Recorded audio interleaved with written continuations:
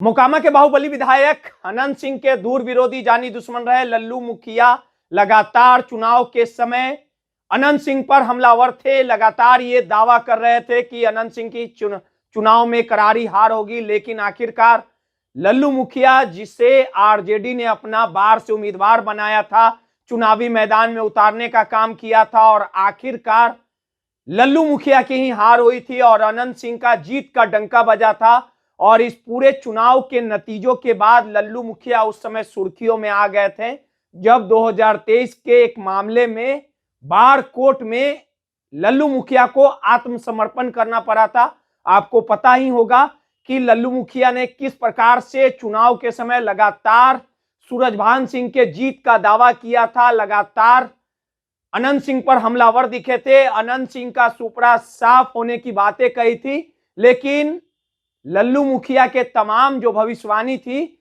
उसे मोकामा की जनता ने खारिज कर दिया था। और उसके बाद लल्लू मुखिया ने बाढ़ कोर्ट में आत्मसमर्पण किया। उसके बाद उन्हें भागलपुर जेल भेज दिया गया था और उसके बाद वो फिर बाढ़ कोर्ट पहुंचे थे, यानी आत्मसमर्पण करने के बाद की तस्वीरें हम आपको दिखा रहे हैं। देखिए कैमरे के फ्रेम में किस प्रकार से कांड संख्या बाढ़ में जो दर्ज हुआ था 98/2023 के मामले में लल्लू मुखिया बाढ़ कोर्ट में आज पेशी की गई। इस मौके पर लल्लू मुखिया को देखने के लिए समर्थकों का जनसैलाब उमड़ पड़ा था, यानी लल्लू मुखिया के जो समर्थक थे, जो चाहने वाले एक लोग थे, वो कोर्ट पहुंचे थे और उसके बाद लल्लू मुखिया से मुलाकात की। आपको पता ही होगा कि इस पूरे मामले को लेकर सुप्रीम कोर्ट से प्राप्त अस्थायी राहत की अवधि समाप्त होने के बाद लल्लू मुखिया को करीब 1 महीने बाद बाढ़ कोर्ट में सरेंडर किया गया था। सरेंडर के बाद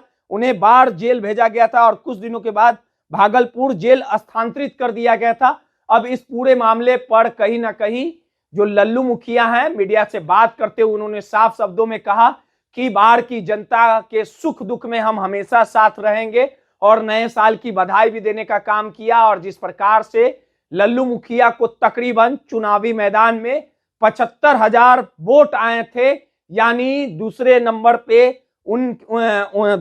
पे लल्लू मुखिया रहे थे। आपको पता ही है कि चुनाव के दौरान, विधानसभा चुनाव के दौरान मोकामा के टाल पे जो सीधे तौर पे दुलार चंद यादव की हत्या हुई थी और इसी मामले में अनंत सिंह पर एफआईआर दर्ज हुआ और एफआईआर के बाद अनंत सिंह को पटना पुलिस ने गिरफ्तार किया और गिरफ्तार के बाद उन्हें बेउर जेल भेजा गया। दुलारचंद हत्या प्रकरण मामले में अनंत सिंह भी अभी बेउर जेल में बंद है और वहीं लल्लू मुखिया भी 2023 के एक मामले में भागलपुर जेल में बंद है। लेकिन आज बाढ़ कोर्ट में उनकी पेशी हुई थी। पेशी के दौरान उन्होंने क्या कुछ कहा, पहले उनके बयानों को सुनवाते हैं। जी क्या कहेंगे? कोर्ट में, न्यायालय में अपना हाजिर होना था, हुए हैं।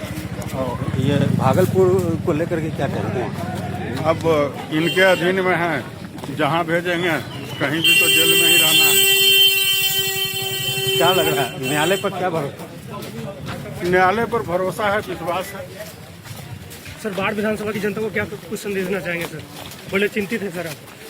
सब लोग इस नया साल में 2026 में पूरे बाढ़ वासियों के साथ साथ बिहार वासियों भी सुखी संपन्न सुसज्जित रहें और सभी लोग को इस नया साल का हार्दिक शुभकामना।